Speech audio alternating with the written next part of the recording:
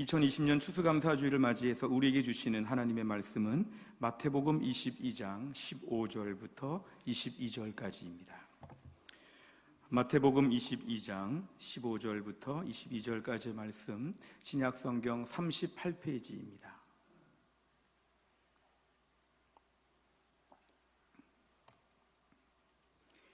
마태복음 22장 15절에서 22절까지의 말씀을 저와 한 절씩 교독하도록 하시겠습니다.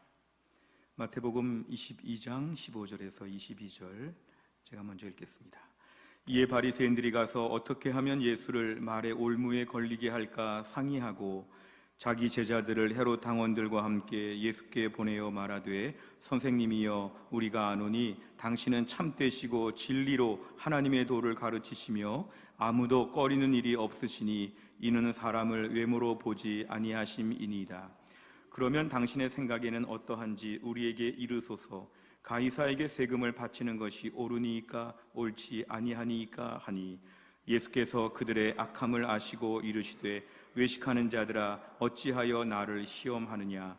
세금 낼 돈을 내게 보이라 하시니 데나리온 하나를 가져왔거늘 예수께서 말씀하시되 이 형상과 이 글이 누구의 것이냐. 이르되 가이사의 것이니이다. 이에 이르시되 그런즉 가이사의 것은 가이사에게 하나님의 것은 하나님께 바치라 하시니 그들이 이 말씀을 듣고 놀랍게 여겨 예수를 떠나가니라. 아멘. 기도하겠습니다. 하나님 아버지, 오늘 추수감사주의를 맞이하여 이제 하나님 말씀을 선포하는 시간입니다. 하나님 말씀을 증거하는 종을 십자가 뒤에 감춰주시고 오직 하나님만이 영광을 받으시고 하나님이 권세 있게 말씀하여 주시는 은혜의 시간 되게 하여 주옵소서. 말씀을 듣는 주의 백성들의 마음의 문을 활짝 여시고 하나님 말씀을 들을 때 사람의 말로 받지 아니하고 하나님의 음성으로 들을 수 있도록 우리의 마음을 활짝 열어주시고 겸손하게 하여 주옵소서. 이 말씀 듣고 순종하여 복을 받게 하여 주옵소서. 예수님의 이름으로 기도하옵나이다. 아멘. 오늘은 2020년 추수감사주일입니다.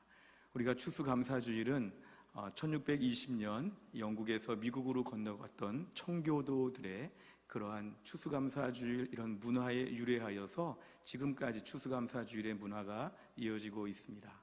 16세기 영국의 종교개혁은 겉모습은 카톨릭을 따르고 속모습은 개신교의 교리를 따른다고 하는 이 어정쩡한 조합으로 성공회가 만들어졌기 때문에 성공회의 종교개혁으로는 온전한 종교개혁이 아니다, 이렇게 주장했던 청교도들은 많이 반대하게 되었습니다.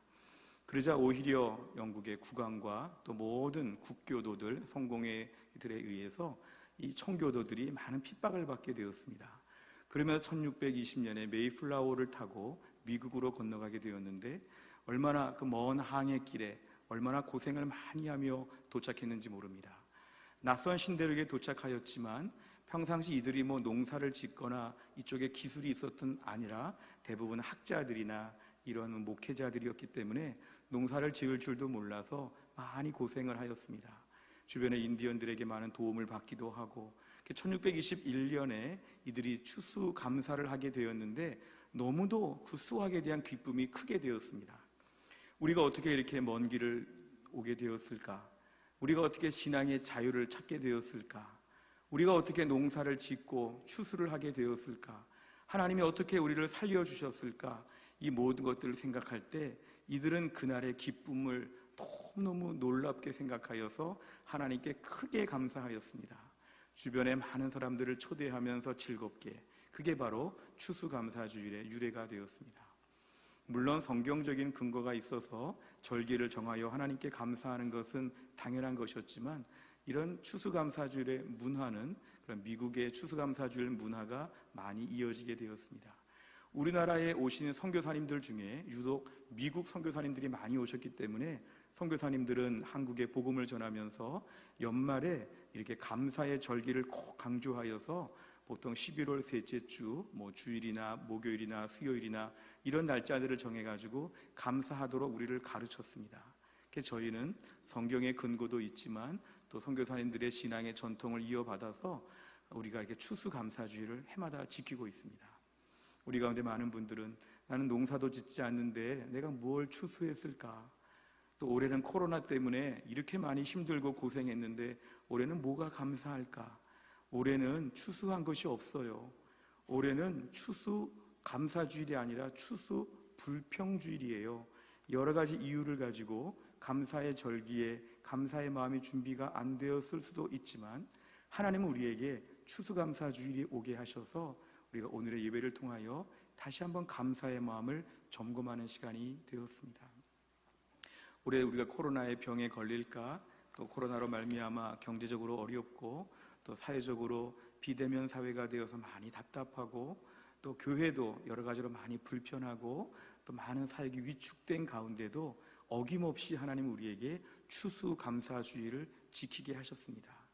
우리가 오늘 추수감사주의를 지키면서 참 감사할 조건을 찾기가 올해는 유난히 힘듭니다. 이럴 수 있지만 우리가 오늘 감사절의 말씀을 통하여 감사가 회복되고 믿음이 회복되고 누가 우리를 돌보시는가에 대한 근본적인 이러한 신앙의 핵심적인 부분이 다 회복될 수 있기를 주의 이름으로 축원합니다. 오늘 본문의 말씀을 보시면 우리가 잘 아시는 말씀입니다. 예수님 주변에 늘 많은 사람들이 모여 있었지만 대부분 병자들이나 또한 말씀을 듣고자 하는 자들이나 예수님께 우호적으로 예수님께 도움을 받고자 하는 사람들이 늘 몰려들었지만 때로는 처음부터 불순한 의도로 예수님께 다가왔던 사람들이 있었습니다. 이 사람들은 늘 예수님 말을 들으면서 고소할 거리를 찾고자 예수님 말을 실수하는 게 없을까, 뭔가 예수님을 좀 올무에 걸리고자 하는 정말 의도 자체가 악한 마음을 가지고 예수님께 접근한 사람들이 있었습니다. 근데 오늘 본문에 등장하는 두 부류의 사람이 있는데 그 중에 하나는 바리새인들이 오늘 본문에 등장합니다. 이 바리새인이라고 하는 사람은 원래 원어상 이렇게 구별되었다고 하는 뜻의 좋은 마음으로 시작이 되었습니다. 이스라엘이 로마의 식민지가 되고 헬레니즘 문화로 다 이스라엘의 문화가 바뀌어지는 이 와중에 우리 하나님을 제대로 믿고 구별된 삶을 살자고 했던 취지의 이 구별된 사람들이라는 뜻의 이 바리새인 이런 말들을 만들면서 믿음으로 출발했지만 이들은 만들어진 지 몇십 년이 안 돼서 부패하게 되었는데 외식하는 자들이 되었습니다. 하나님께 순종하되 진정성이 없는 겉모습으로 남들 앞에 믿음 좋은 것처럼 보이지만 실제로 속에는 믿음이 없는, 남들 앞에 보이는 걸 위해서 남들의 칭찬을 위해서 굉장히 많은 것을 아주 휘황찬란하게 보여주지만 예수님 늘 책망하시는 것은 너희들은 외식하는 자다, 너희들은 겉으로만 포장하는 자다, 너희 속은 회칠한 무덤 같으다, 무덤을 하얗게 칠했을 뿐이지 실제로 너희들 안에는 모든 악한 것이 가득하다. 예수님께 책망을 받았던 사람들이 바리새인들이었습니다. 오늘 본문에 또 하나 등장하는 부류는 헤롯 당원들이라고 했습니다. 사실 당시에 로마의 식민지였지만 헤롯이라고 하는 왕이 분봉왕으로 그냥 이렇게 왕이 되어서 일정한 부분을 좀 이렇게 다스리고 있었습니다. 근데 신기한 게 이 헤롯이라고 하는 왕은 본래 에돔 족속의 후예였기 때문에 이스라엘 백성들을 다스리는데 에서의 후손이 다스리니까 이 정치적인 정당성이 참 없었습니다. 그러니까 늘 정치적으로 줄을 타면서 로마의 총독과 로마의 모든 행정부 밑에서 이렇게 많이 좀 이렇게 혼란스러웠던 위치가 바로 이 헤롯의 왕권이었습니다. 그러다 보니까 마치 오늘 정부에 여당이 있는 것처럼 헤롯의 당원들이 등장하여서 헤롯을 늘 두둔하고 다니고 헤롯의 정책을 늘 지지하고 헤롯의 이렇게 완전 친위대와 같은 조직이 헤롯 당원들이었습니다. 근데 이들은 예수님을 사람들이 자꾸 왕이라고 하니까 매우 거슬렸지요. 우리에게 엄연히 헤롯 왕이 있는데 자꾸 예수님을 왕처럼 얘기하니까 거기에 반발심이 많았습니다. 그러니까 결국 바리새인들이나 헤롯 당원들이나 다 예수님께는 부정적이었습니다. 근데 오늘 본문의 16절에 의하면 이들은 예수님을 칭찬하는 것처럼 하면서 예수님께 난해한 질문을 던집니다. 예수님을 막 지켜 세우면서 하는 말이 뭐냐면, 감춰진 말이 뭐냐면, 우리 가이사, 시저, 케사르, 로마 황제 다 같은 말입니다.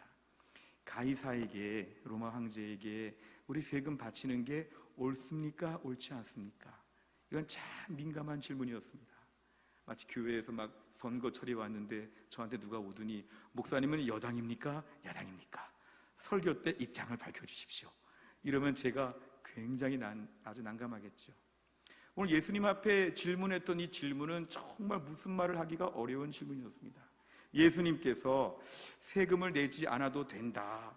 세금을 내지 않아도 된다. 얼마나 가난하고 힘들고 어려운데 우리가 세금을 내겠느냐? 이렇게 말했다면 사실은 많은 사람들이 그 말을 가지고 고소했을 것입니다. 예수님이 세금 안 내도 된다고 했다. 로마의 실정법을 어겼다. 예수님을 로마 정부에 고발해야 되겠다. 예수님은 반정부주의자다. 이러면서 예수님을 막 고발했을 것입니다. 올무에 걸릴 수 있는 첫 번째 함정이었죠. 만약에 예수님께서 세금을 꼭 이렇게 바쳐야 된다. 로마 정부에 무조건 바쳐야 된다. 이렇게 말하면 많은 사람들이 예수님은 로마 황제를 숭배하는구나. 로마 정부의 앞잡이구나. 우리에게 이렇게 몰고 다니면서 결국은 친정부적인 입장을 보이면서 우리를 지금 정치적으로 세뇌하려고 하는구나. 안 되겠다. 이렇게 뭔가 반감이 있을 수 있는 거죠. 결국 오늘 예수님은 이 앞에서 세금을 내지 않아도 된다. 세금을 내야 한다. 무슨 말을 하더라도 사람들 앞에서는 어려운 답변이 되는 함정이 있었습니다. 근데 오늘 예수님께서 그런 말 앞에서 예수님 어떻게 반응하시냐 하면 데나리온 동전 하나를 가져와 보라고 합니다. 당시에 데나리온 동전은 노동자가 하루 일하고 받는 그런 품삯이었습니다. 노동자의 하루 일당에 해당하는 돈입니다. 근데 그 동전이 이렇게 있는데 그 동전에 가만히 보니까 여기 누구의 얼굴이 새겨져 있느냐. 예수님은 이렇게 오늘 답변을 시작하십니다. 그러면서 오늘 예수님이 21절에서 이렇게 말씀하시죠. 누구의 얼굴이 있냐 그러니까 가이사의 것이니이다. 이에 이르시되 그런지 가이사의 것은 가이사에게 하나님의 것은 하나님께 바치라 하시니. 오늘 예수님 말씀 어떻게 보면은 질문은 한 가지였죠. 가이사에게 바칠까요 말까요 물으는 예수님은 가이사의 것은 가이사에게 바치고 하나님의 것은 하나님께 바치고, 오히려 예수님 말은 제3의 답을 예수님이 하신 것입니다. 이 말을 간단히 요약하면 이것이죠. 가이사의 것을 세금을 꼭 바쳐야 되지만 가이사가 전부가 아니고 가이사 위에 있는 권세가 있고 가이사 위에 있는 하나님께도 바칠 것이 있다. 이건 물어보지도 않은 말을 예수님이 오늘 추가적으로 더 말씀을 주신 것입니다. 우선 이 말씀 중에서 첫 번째 가이사의 것에 대해서 말씀을 보면 성경은 기본적으로 정부에 대하여 국가 권력에 대하여 성경은 인정을 합니다. 로마서 13장 1절을 보면 이렇게 말씀하는데요. 각 사람은 위에 있는 권세들에게 복종하라. 권세는 하나님으로부터 나지 않음이 없나니 모든 권세는 다 하나님께서 정하신 바라. 아멘.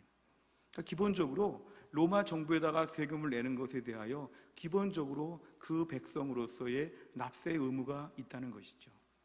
로마 정부가 도로를 깔고 로마 정부가 치안을 유지하고 로마 정부가 모든 필요한 것, 사회적인 네트워킹을 통하여 그 지역을 잘 관할하고 통솔하고 있는 이런 시스템 안에서는 그 앞에서 너희가 세금을 낼 부분을 내야 된다 이것입니다.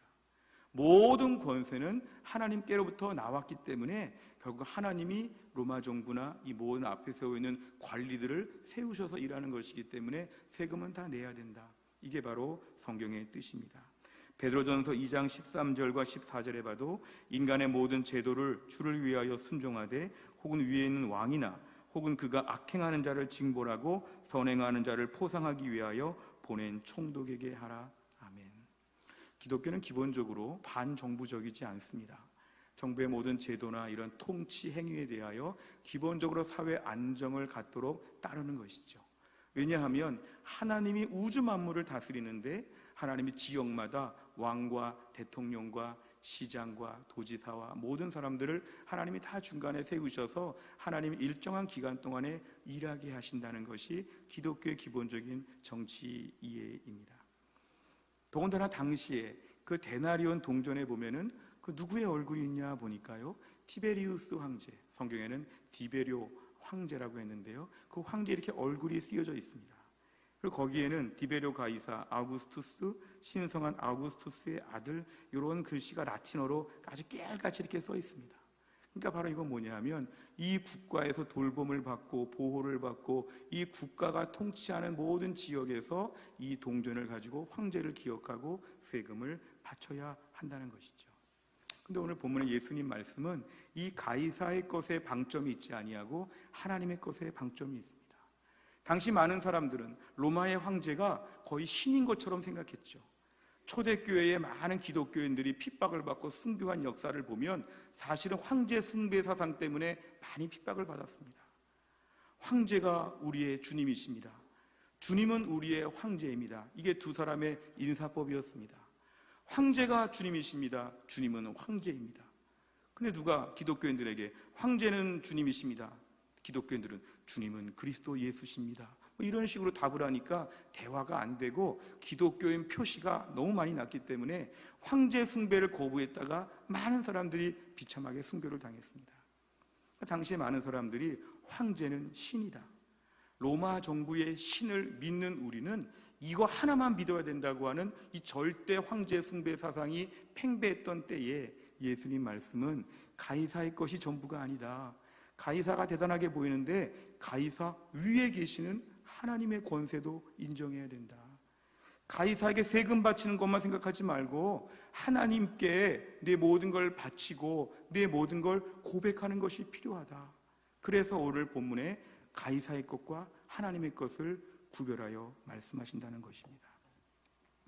예수님 말씀의 핵심은 뭐냐면요, 하나님의 것이 따로 있다는 것입니다. 하나님의 것이 따로 있다. 당시 많은 사람들이 가이사의 것, 가이사의 것, 온통 다 가이사의 것만 있지요.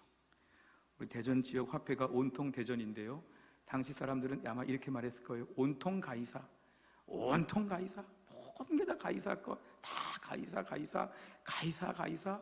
예수님 말씀은 계속 가이사의 것만 너희가 고집하지 말고 가이사의 것이 다가 아니라 가이사 너머에 계시는, 가이사 위에 계시는 하나님을 바라봐야 된다. 가이사의 것만 지금 챙길 것이 아니라 하나님의 것에 관심을 두어야 된다.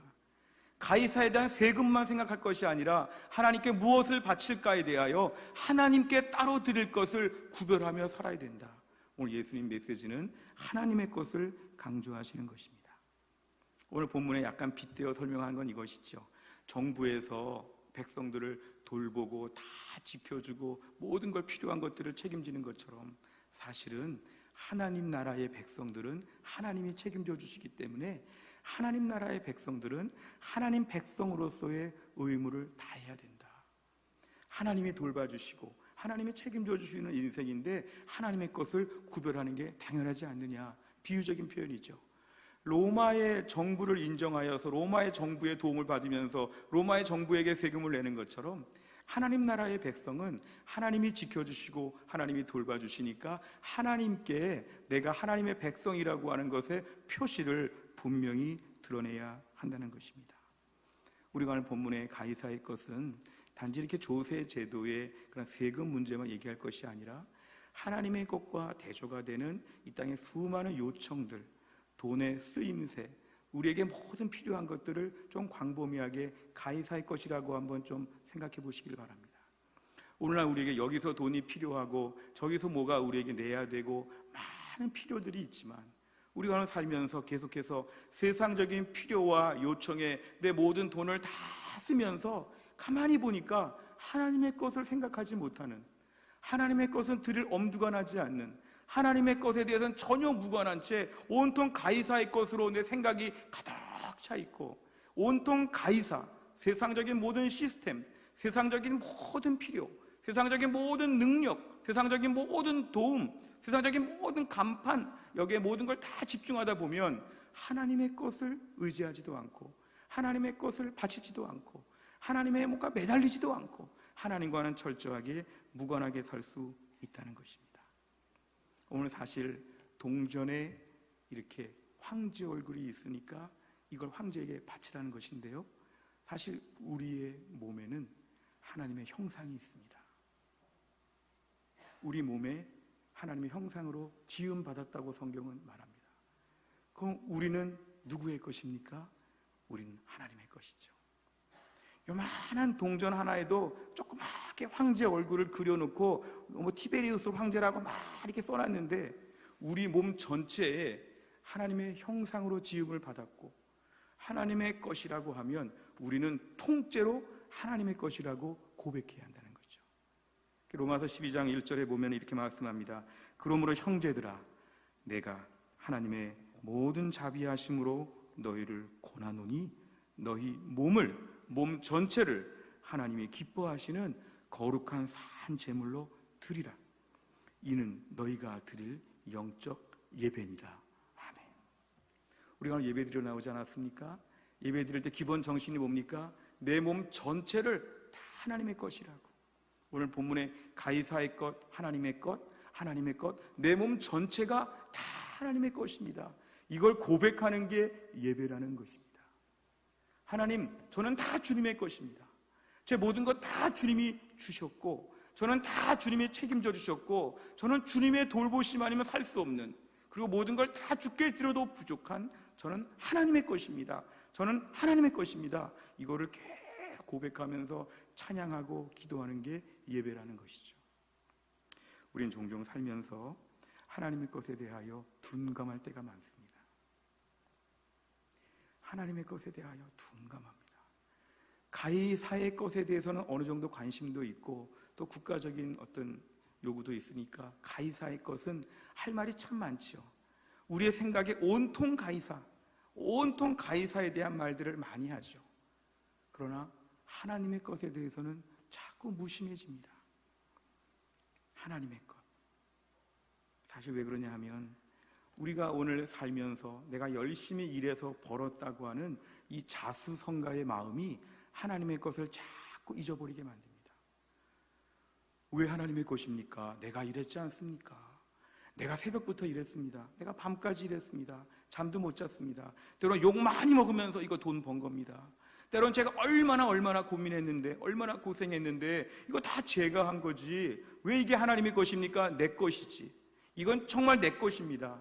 자꾸 내 것이라는 얘기를 하다 보면은 하나님의 것을 들을 수가 없고 하나님께 바칠 마음이 안 생긴다는 것이죠. 신명기 8장 17절과 18절에 보면은 이런 말씀이 있습니다. 그러나 내가 마음에 이르기를 내 능력과 내 손의 힘으로 내가 이 재물을 얻었다 말할 것이라. 네 하나님 여호와를 기억하라. 그가 네게 재물 얻을 능력을 주셨습니다. 이같이 하심은 네 조상들에게 맹세하신 언약을 오늘과 같이 이루려 하심이니라. 아멘. 내가 열심히 일을 했는데 열심히 일할 수 있는 건강과 열심히 일할 수 있는 지혜와 모든 능력 누가 주셨습니까? 하나님이 주셨다는 것이죠. 하나님이 주셨기 때문에 내 모든 것은 내가 아무리 열심히 일해도 누구의 것입니까? 하나님의 것이라고 고백해야 되죠. 그러니까 정상적인 판단은 이것인데요. 내 몸 전체가 하나님의 것, 나에게 주신 것이 다 하나님의 것, 내 것은 없는 다 하나님의 것이라고 고백하기를 하나님은 원하신다는 것입니다. 그러고 나서도 나에게 주신 물질들 중에서 모든 게 다 하나님의 것이지만 특별히 그 중에 일부는 아주 하나님의 것으로 구별하기를 원하신다는 게 오늘 본문의 말씀입니다. 내 가지고 있는 중에서 가이사의 것은 가이사에게 지출해야 되죠. 내 가지고 있는 것 중에서 하나님의 것은 다른 데 쓰면 안 된다는 것입니다. 내 가지고 있는 것 중에서 하나님의 것은 하나님의 것이죠. 내 주머니에 하나님의 것이 계속 담겨 있으면 안 된다는 것이죠. 하나님께 바치고 드려야 한다는 것입니다. 우린 때로 하나님의 것을 구별할 때에 마음에 이렇게 인색한 마음이 듭니다. 고린도 후서 9장 27절에 보면은 각각 그 마음에 정한 대로 할 것이요 인색함으로나 억지로 하지 말라 그랬는데 하나님은 즐겨내는 자를 사랑하신다고 했는데 가끔 내가 다른 데다가 물질을 쓸 때는 아주 펑펑 쓸 때가 있는데 하나님께 드릴 때 하나님의 것과 관련돼서는 마음이 너무 인색할 때가 있다는 것입니다. 하나님의 것을 드리고 나면 우리 애들이 아프면 어떻게 하며 집값이 오르면 어떻게 하며 내가 앞으로 건강이 약해질 수가 있으며 내가 앞으로 노후가 다가오며 자꾸 하나님의 것만 생각하면 마음이 인색해진다는 것이죠. 그동안 내가 자수성가했는데 이거 한 푼 없어지면 나는 그만큼 고생하는데 하나님의 것을 마치 날려보내고 잃어버리는 것처럼 하나님의 것을 마치 지출과 손해와 마이너스라고 생각하면서 인색하다는 것이죠. 하나님의 것 구별하면 내 인생은 누가 책임지나 이런 식의 불안한 마음인 거죠. 근데 오늘 말씀의 제목을 잘 보시면 하나님의 것을 하나님께 드릴 때 우리가 받는 은혜가 있다는 것입니다. 하나님의 것을 하나님께 구별하여서 바칠 때, 이 가이사의 것도 아니고 내 것도 아니고 하나님의 것이라고 구별하여 바치게 될 때 하나님이 우리 인생 가운데 어떤 은혜를 베풀어 주시냐면 마음의 불안함을, 염려를 해결하여 주신다는 것입니다. 누가복음 12장 28절부터 30절까지 말씀을 보면, 오늘 있다가 내일 아궁이에 던져지는 들풀도 하나님이 이렇게 입히시거든 하물며 너희 일까 보냐. 믿음이 작은 자들아, 너희는 무엇을 먹을까 무엇을 마실까 하여 구하지 말며 근심하지도 말라. 이 모든 것은 세상 백성들이 구하는 것이라 너희 아버지께서는 이런 것이 너희에게 있어야 할 것을 아시느니라. 아멘. 맨 마지막에 하나님이 우리에게 필요한 것을 아신다는 저런 말씀이 믿어지게 되면 삶의 염려와 불안함이 사라진다는 것입니다. 하나님의 것을 구별하고 나면 하나님이 어떤 복을, 어떤 은혜를 우리에게 주시냐면 내 삶의 염려와 불안의 문제를 해결하여 주신다는 것입니다. 사실 우리가 얼마나 많은 걸 비축해놔야 안심이 되겠습니까? 과거에 어떤 분은 집에 쌀이 몇 가마니가 있어야 안심이 되고, 옛날에 약수터 많이 다닐 때는 생수통 몇 통이 집에 있어야 안심이 되고, 뭐 이런 식으로 자꾸 집에다 물건들을 많이 이렇게 쟁겨 놓으면 안심이 된다고 볼 때 인간의 욕심은 끝이 없습니다. 계속 불안한 것이죠. 하나님의 것을 구별하지 않으면 세상의 것, 가이사의 것, 내 것으로 인생을 살려고 막 힘쓰다 보면 인생은 매일매일 불안합니다. 아무리 창고를 가득 채워도 마음이 막 불안하죠. 나는 큰일이다, 큰일이다. 근데 오늘 본문에 의하면 하나님의 것을 구별하라. 하나님의 것을 구별하면 어떤 은혜를 주시냐 하면 내 인생은 하나님이 책임져 주신다. 내 인생의 새로운 거래가 시작되는 거죠. 내 안에 새로운 시스템으로 내 삶이 바뀐다는 것입니다. 사탄은 우리에게 이렇게 얘기하죠. 하나님의 것을 챙기면 너는 가난해질 거야. 또 하나님의 것 챙겼다가 내 삶에 극도의 어려움이 오면 어떻게 할래? 가이사의 것은 안 낼 수 없지만 가이사적인 세상에 많은 요구들을 다 감당해야 되는데 하나님의 것까지는 신경 쓰지 마. 아니면 월급을 받았는데 가이사의 것 다 떼고 다 쓰고 펑펑 쓰고 마지막에 그래도 남으면 이건 하나님의 것이야. 그렇게 살아야 돼. 이렇게 우리를 가르치죠. 이런 식으로 평생 빈궁합니다. 믿음의 사람들은 월급을 받았다면 내 삶의 가이사의 것보다는 하나님의 것을 먼저 뚝 떼지요. 이건 하나님의 것이야. 손대면 안 돼. 하나님의 것을 뚝 떼고 나서 남는 걸 가지고 거기서 뭐 집세도 내고 뭐 식료품비도 내고 필요한 교육비도 내고 다 모든 걸 감당하는 이러한 시스템으로 한번 살게 되면 하나님의 것을 하나님께 드리고 나면 하나님이 불안과 염려를 해결하여 주신다는 것입니다. 더 큰 축복은 빌립보 4장 19절의 말씀. 나의 하나님이 그리스도 예수 안에서 영광 가운데 그 풍성한 대로 너희 모든 쓸 것을 채우시리라. 아멘. 이제 하나님의 공급의 물꼬가 시작된다는 것입니다. 그렇게 아끼고 그렇게 저축 많이 하고 그렇게 정말 꼼꼼하게 아껴 살았는데도 불구하고 내 삶에 늘 불안하고 염려가 많고 여기저기 구멍들이 막 생기는데 하나님의 것을 구별하여 바치고 나면 하나님 우리의 삶에 모든 필요한 것들을 풍성하게 공급하여 주신다는 것입니다. 어떤 분들은 이 말씀이 믿어질 것이고 어떤 분들은 이 말씀이 안 믿어질 것인데요, 문제는 하나님의 것을 구별하여 드리면 이 말씀이 믿어진다는 것입니다. 하나님의 것을 드리면 하나님이 내 인생을 책임져 주시는 인생으로 인생 자체가 완전히 달라진다는 것이죠. 가끔 이렇게 연예 기획사, 매니저, 또 연예인들의 사는 모습을 가끔 이렇게 보면은요, 자기가 매니저도 되고 또 자기가 운전도 하고 자기 혼자 다니는 그런 연예인들도 있는데 어떤 연예인들은 보면은 든든한 기획사가 있고 거기서 뭐 기사, 뭐 매니저, 뭐 다 이렇게 책임져주고 뭐 홍보, 드라마, 뭐 섭외, 영화 다 해주는 뭐 이런 든든한 회사가 있는 연예인들이 있죠. 연예인들이 보통 연기도 잘하고 노래도 잘하는 거 참 좋지만 이렇게 뭔가 뒤에서 책임져주는 든든한 회사가 있으면 훨씬 더 본업에 충실하고 자기 일도 잘할 수가 있죠.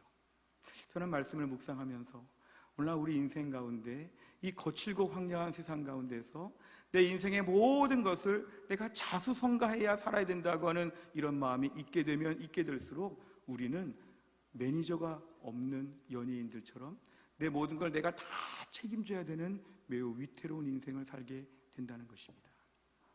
내 인생을 누가 책임집니까? 하나님이 책임져 주시옵소서.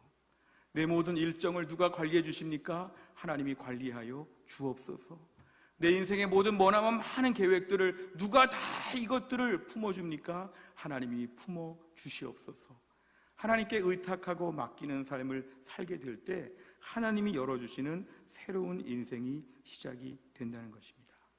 그래서 하나님의 것을 구별하여 드리면 하나님과의 새로운 관계가 맺어지고 하나님이 내 인생을 다 책임져 주시는 새로운 차원의 인생을 우리가 시작하게 된다는 것입니다. 성경을 아무리 보면서 하나님이 채우시리라, 하나님이 주시리라, 하나님이 응답하시리라 이런 말씀들이 많은데요, 그런 말씀들이 보통 안 믿어집니다. 근데 이 말씀이 믿어지는 찬스는 뭐냐면 하나님의 것을 구별하여 드리게 되면 이런 말씀들이 믿어진다는 것이죠. 아무리 말씀을 많이 들어도 아유 저거는 아니지 이렇게 말씀을 거부하게 될 때는 하나님의 공급이 안 믿어지고 실제로 하나님의 공급을 체험하지도 못합니다.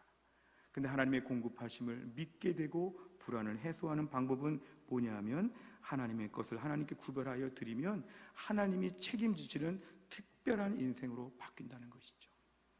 우리가 흔히 아는 찰스 스탠리 목사님, 우리 텔레비전에 가끔 나오시는 이렇게 신사 노인 목사님이 계시는데요, 그 찰스 스탠리 목사님이 강해 설교를 참 잘하시는데 그 아들 앤디 스탠리 목사님이 헌금의 기쁨이라고 하는 조그마한 책을 하나 쓰셔서 지난 주간 제가 읽게 되었습니다.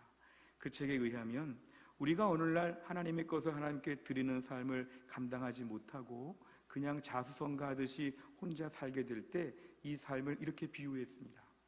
집안에 바깥의 문을 잠그고 안에 방문도 잠그는 인생. 바깥의 문을 잠궜으니까 바깥 사람이 못 들어오는데요, 현관문을 잠궜으니까 아무도 못 들어옵니다. 바깥 문을 잠그니까 하나님이 도와주시려고 하나님은 막 달려오시다가 하나님도 못 들어오시게 바깥 문을 잠궜습니다.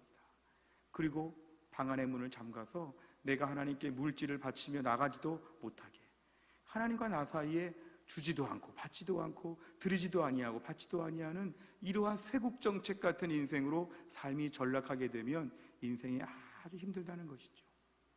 내가 내 인생 가운데 하나님께 받을 것도 없고 드릴 것도 없고 하나님은 하나님대로 가시고 나는 나대로 가고 이러한 인생을 살게 될 때 그 인생이 결코 만족과 풍요를 알지 못하는 인생으로 빠진다는 것입니다. 오늘 우리 인생 가운데는 하나님이 책임져 주셔야 살 수 있음을 믿으시기를 바랍니다.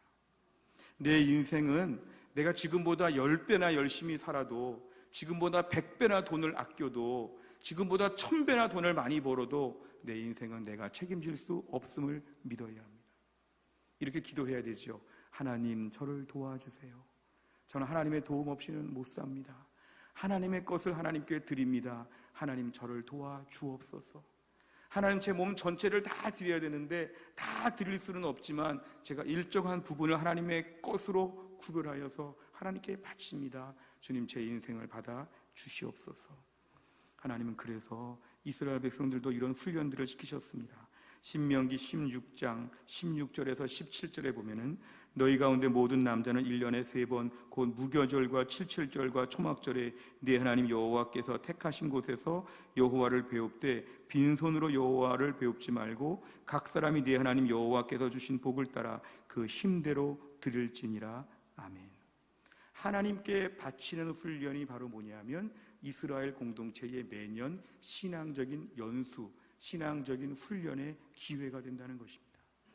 매년 감사절을 맞이할 때마다 나는 하나님의 백성이지, 하나님은 나를 돌보시지, 이런 것들을 기억하면서 하나님의 것을 바치는 훈련, 이건 공식적으로 선포하는 것이죠. 제가 하나님의 백성이니까 하나님께 예물을 바칩니다.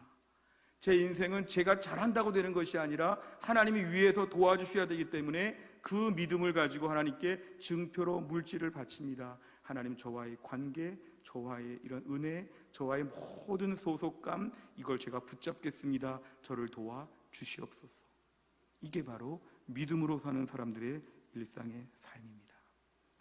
요즘같이 힘들고 어려운 코로나 시대에 백신이 언제 개발될까 많은 사람들이 관심이 있지만 진정한 인생의 백신, 코로나의 백신, 우리의 불신앙과 불안함의 백신 주사는 뭐냐면 이 감사절에 감사를 회복하는 것입니다. 하나님, 제가 오늘 감사를 회복합니다. 하나님의 것을, 제 품 안에 있는 하나님의 것을 제가 쓰지 않고 하나님께 그대로 바칩니다. 저에게 주신 하나님께 바칠 몫을 하나님께 그대로 바칩니다. 하나님, 이것을 받으시고 제가 이걸 바침으로 하나님 백성으로서의 명확한 소속감과 명확한 제 신분의 정체성을 붙잡게 하여 주시옵소서. 이렇게 믿음으로 선포하게 될 때 우리는 감사절을 맞이하여 더 분명한 믿음이 세워지고, 우리 인생 그동안에 내가 어떻게 가까스로 살아오는 이러한 인생에서 새로운 시스템, 하나님이 보장하는 시스템으로 새로운 인생의 공급을 체험하게 될 것입니다. 무엇보다 우리의 삶, 매우 불안하고 어려운 일이 많지만 하나님은 오늘도 우리에게, 하나님이 다 그냥 채워주실 수 있지만 하나님의 것을 드리면서 감사하면서 하늘의 공급을 받기를 하나님은 원하십니다. 하나님은 우리를 사랑하셔서 우리가 오늘도 감사하여 하나님의 것을 드리면서 위에서 주시는 그 복을 받기를 하나님은 원하십니다. 우리 인생 가운데 많이 척박하고 험악한 인생을 살아왔지만 오늘의 말씀을 붙잡고 하나님의 것을 하나님께 드리면서 풍성한 은혜와 능력을 체험할 수 있기를 주의 이름으로 축원합니다. 기도하겠습니다. 하나님 아버지, 감사합니다. 추수감사주의를 맞이하여 하나님의 것을 하나님께 드릴 때 받는 은혜에 대하여 말씀을 나누었습니다.